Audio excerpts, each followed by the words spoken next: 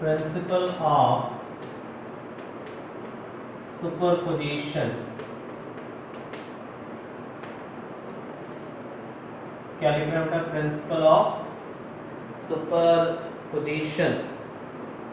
तो principle of superposition हमें लिखना है।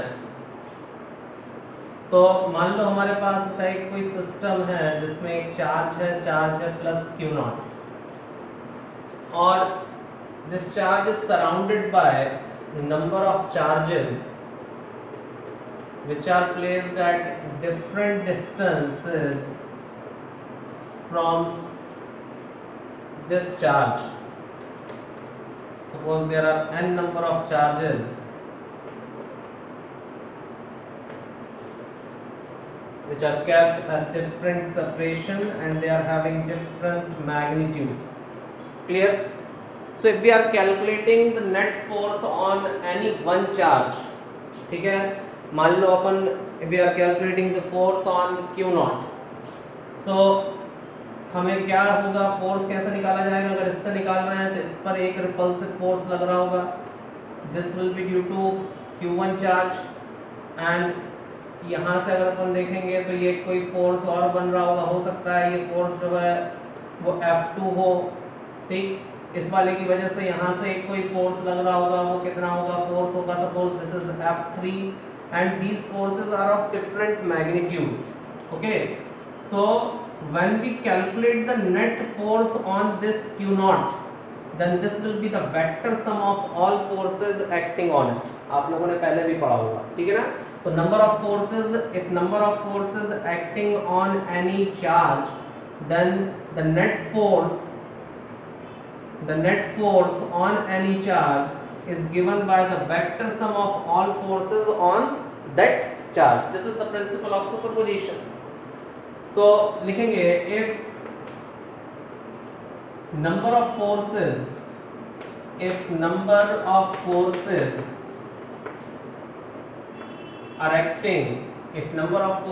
are acting on any charge due to other charges present near it,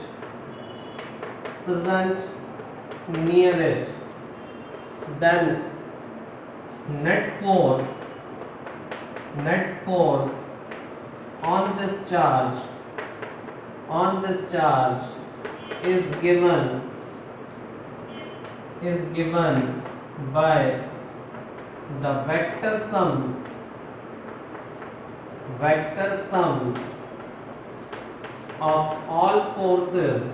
sum of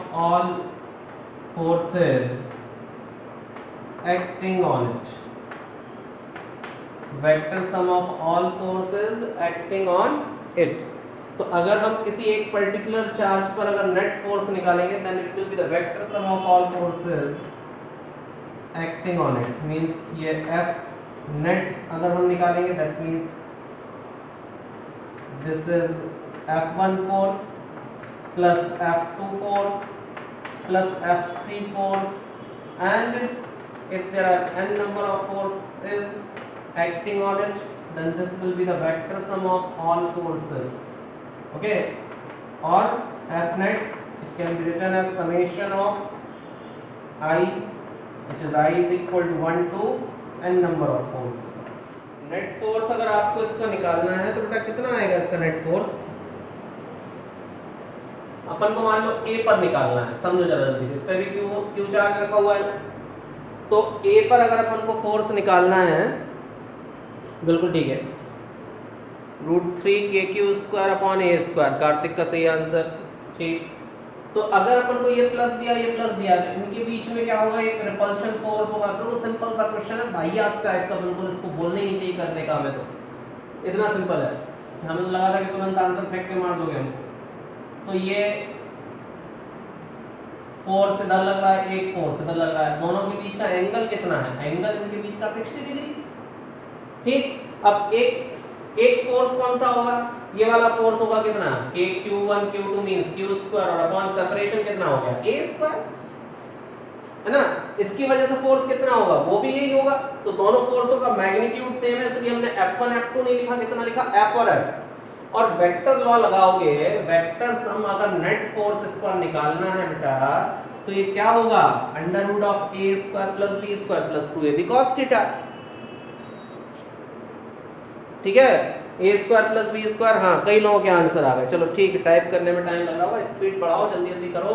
और इसको लिखो, कितना हो गया, f square plus 2f square cos कितना है 60, और cos 60 की वैल्यू 1/2, तो 2 से 2 कैंसिल हो जाएगा, कितना आएगा आंसर, √3f। और √3f की वैल्यू कितनी लिखोगे, kq square by a square. ये हमारा नेट फोर्स निकल के आया। वाहियात बेकार क्वेश्चन मतलब बने।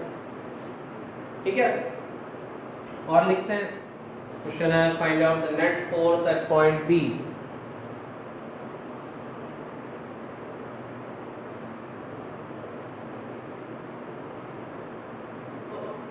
बी पॉइंट पर नेट फोर्स निकालना है, ध्यान दीजिएगा, हम जगह बना देते हैं ऊपर सॉल्व करने के लिए, वेक्टर आपको ठीक से दिख जाए।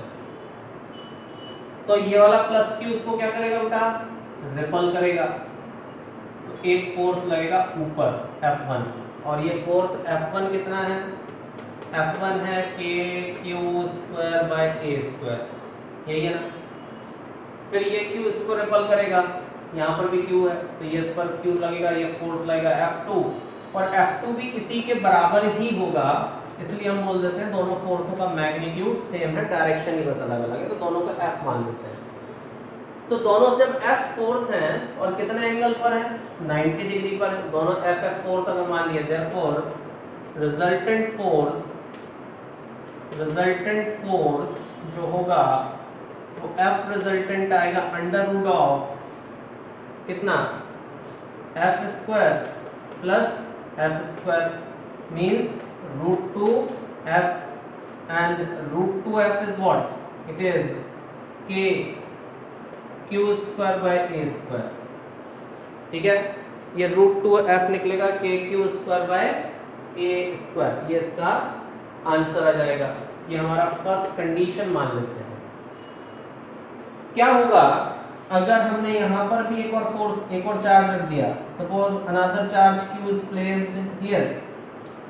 ठीक है, तो अगर हम सेकंड क्वेश्चन इसमें पूछ लें, what will happen to the net force at B if a charge plus q is placed at D।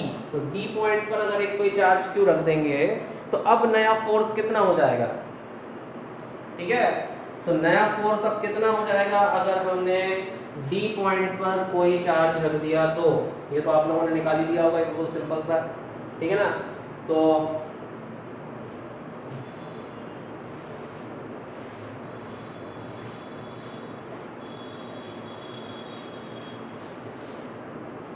तीसरा क्वेश्चन पूछ लेते हैं।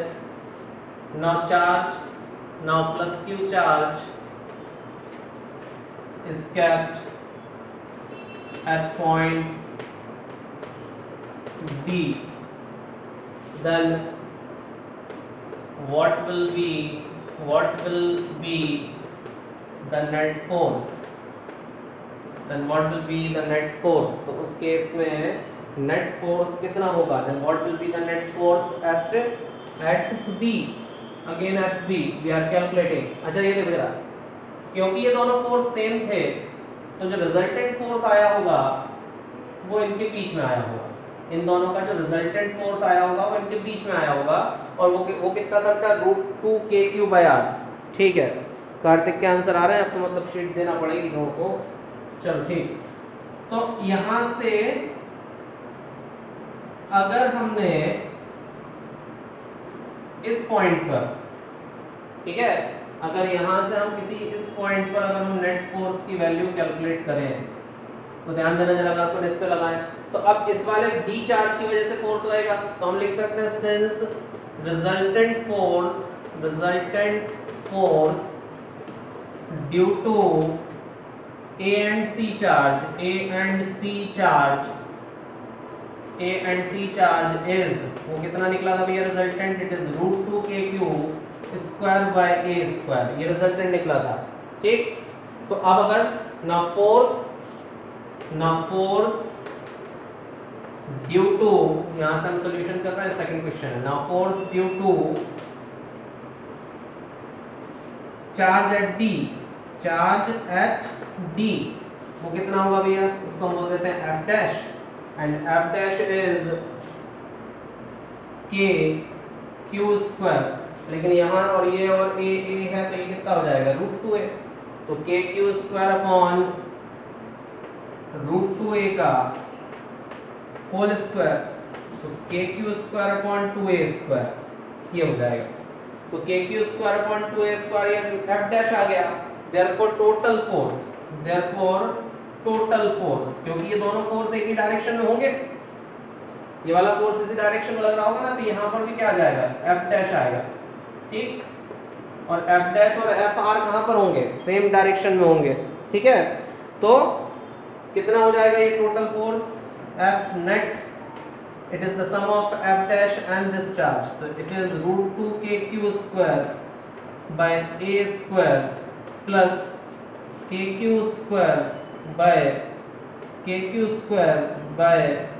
2a square, इन दोनों का सम कर दो, और चाहो तो आप ऐसा भी लिख सकते हो कि kq square by a square को बाहर ले लो और √2 + 1/2 ये सम हो जाएगा, ये इस पर आंसर निकलेगा, लिखिए।